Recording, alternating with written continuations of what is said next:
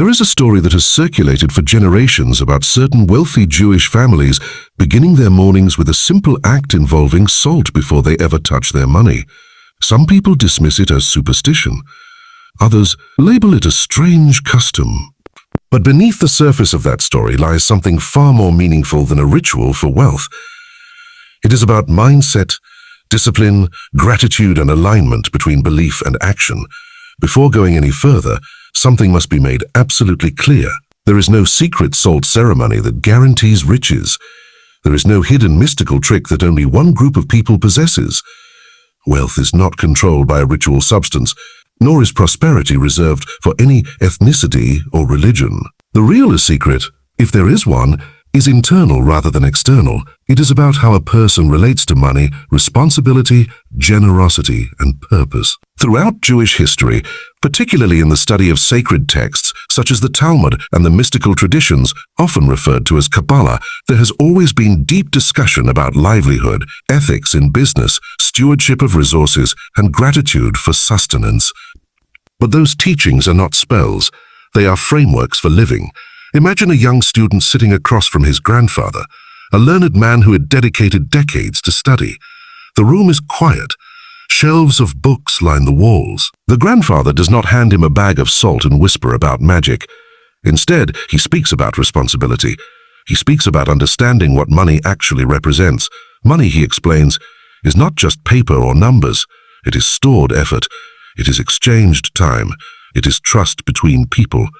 When he says, we do not work for money alone, we make money work for us, he is not referring to mystical forces. He is describing stewardship. If you earn income but do not manage it wisely, it controls you. If you manage it with clarity and intention, it becomes a tool. In Jewish tradition, salt does hold symbolic meaning. Salt preserves. It prevents decay. In ancient times, it was precious and essential. In the Hebrew Bible, salt is associated with covenant and permanence. When salt appears in ritual contexts, it represents durability and loyalty. Water, too, carries symbolism. Water represents flow, renewal, and life itself. Sunrise represents beginnings and hope. Symbols, however, are not mechanisms. They are reminders. Consider the power of beginning the day with intention. Before checking emails, before scrolling through messages, before worrying about bills, a person pauses. They wash their hands. They breathe. They reflect. They set a clear intention about how they will handle money that day, ethically, wisely, calmly. This pause is powerful, not because salt changes the universe, but because intention changes behavior. Many people struggle financially not because of a curse or spiritual blockage, but because of inconsistent habits, lack of financial education, emotional spending, fear-driven decisions, or simply systemic challenges that require strategic solutions. A ritual alone cannot erase debt. But discipline can reduce it, planning can eliminate it, patience can grow wealth steadily over time. There is something psychologically grounding about touching water or salt. Sensory experiences anchor thoughts. If someone begins each morning by dipping their fingers into salted water and saying, "May I preserve what I earn and use it wisely," that act reinforces a mindset. It becomes a daily reminder not to waste, not to act impulsively, not to neglect savings. What often gets framed as mystical activation is actually behavioral conditioning. Sunrise itself is not a magical switch for abundance, but waking early, before the world becomes noisy, provides clarity. People who consistently rise early often gain extra planning time. They review goals.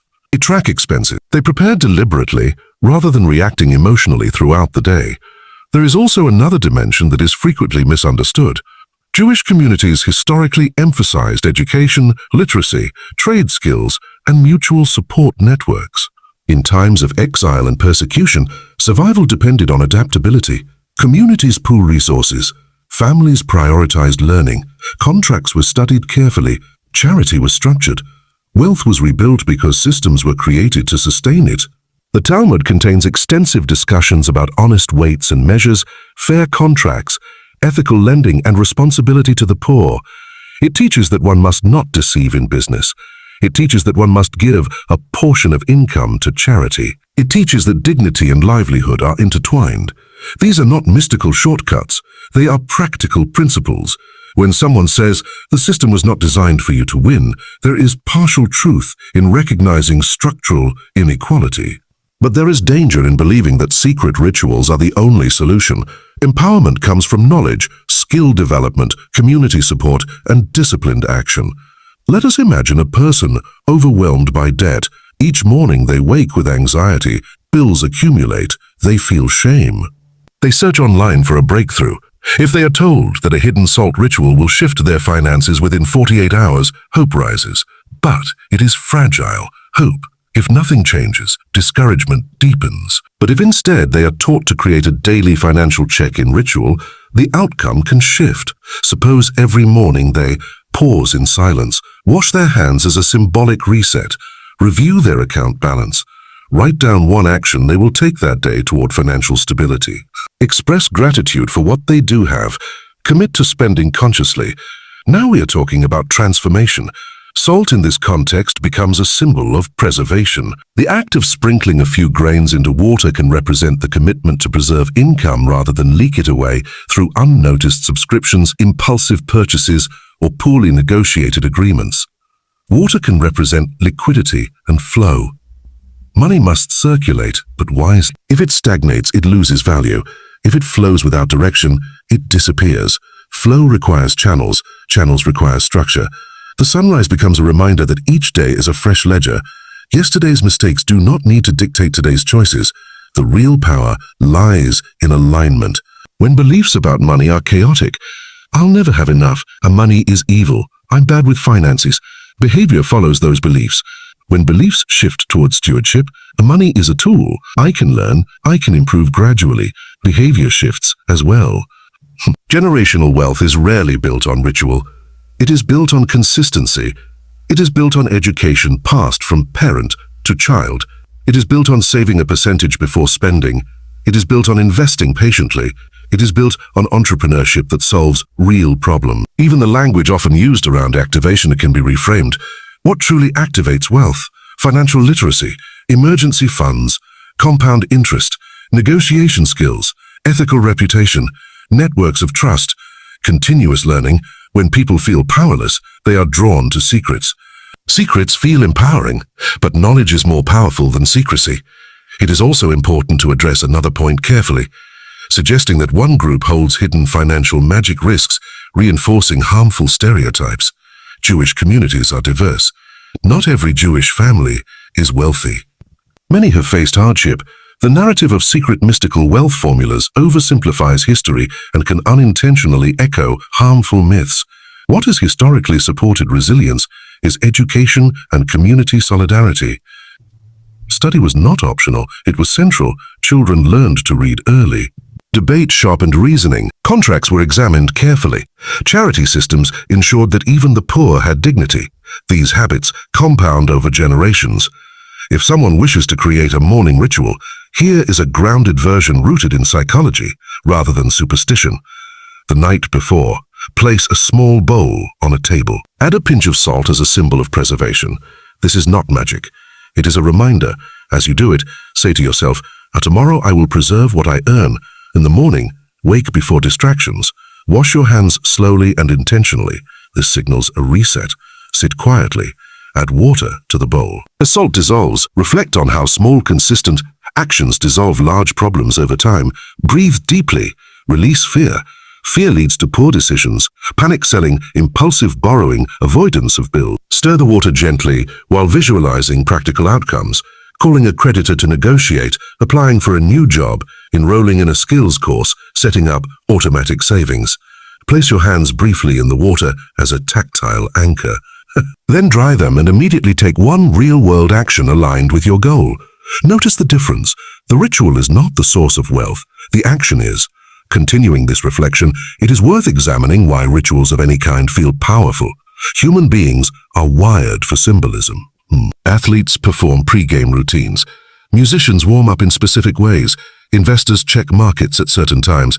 Rituals create focus. They calm the nervous system. They signal seriousness. When anxiety about money dominates the mind, decision-making suffers. Scarcity mindset narrows thinking. People may ignore opportunities because they feel unworthy. They may overspend to soothe stress. They may avoid reviewing finances altogether because the discomfort feels overwhelming. A structured morning practice interrupts that cycle. Consider adding a written component. After completing the saltwater reflection, write 3 things: 1 expense to reduce, 1 income opportunity to pursue, 1 act of generosity, however small. Generosity may seem counterintuitive when money feels tight, but structured giving, even a small amount, reinforces abundance, thinking, and ethical responsibility. In Jewish law, charity, tzedakah, is not optional kindness, it is justice. The act of giving reshapes one's identity from passive victim to active participant in the flow of resources. There is also deep wisdom in the emphasis on ethical earning. Wealth built through deception corrodes trust and rarely endures. The Talmudic discussions about honest measures highlight that reputation is capital. If people trust you, opportunities expand. If they distrust you, doors close. Modern research aligns with this. Long-term financial stability correlates strongly with reliability, delayed gratification, and consistent planning. What about the promise of rapid results within 24 to 48 hours? It is important to be honest. Financial transformation usually unfolds gradually. However, mindset shifts can happen quickly. Within days of adopting disciplined awareness, a person may notice spending leaks. They may cancel unused services. They may discover forgotten assets. They may have conversations they have been postponing. Small immediate shifts can build momentum. Momentum feels like magic, but it is cumulative action. Sunrise symbolism can also be interpreted practically. Exposure to early morning light regulates circadian rhythms, improves mood, and enhances cognitive clarity. A clearer mind makes better financial decisions. Better decisions compound. Another dimension to consider is emotional neutrality toward money. Some people idolize it, others resent it. Both extremes distort judgment. Money is neither salvation nor corruption by default. It amplifies character and choices. The act of dipping hands into salt water could be reframed as cleansing emotional residue. Instead of believing in invisible forces, acknowledge tangible ones. Shame, envy, fear, pride. Name them. Release them. Emotional clarity supports strategic clarity. Generational wealth, often admired from afar, is typically the result of early education about saving, investing consistently over decades, avoiding destructive debt, supporting family businesses, reinvesting profits, maintaining community networks, adapting to changing markets. There are no shortcuts around discipline. If you want a powerful daily affirmation rooted in reality, consider something like this: I will earn ethically. I will spend consciously. I will save consistently. I will invest patiently. I will give generously. I will learn continuously. Repeat that daily, then act on. It is also crucial to acknowledge systemic barriers. Not everyone starts at the same line.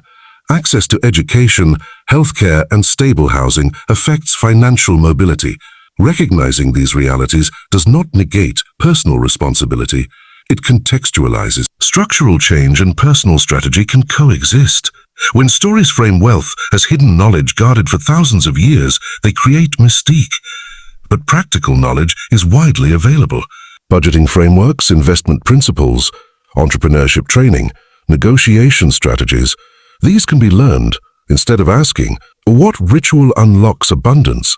Ask, what skill increases my value in the marketplace?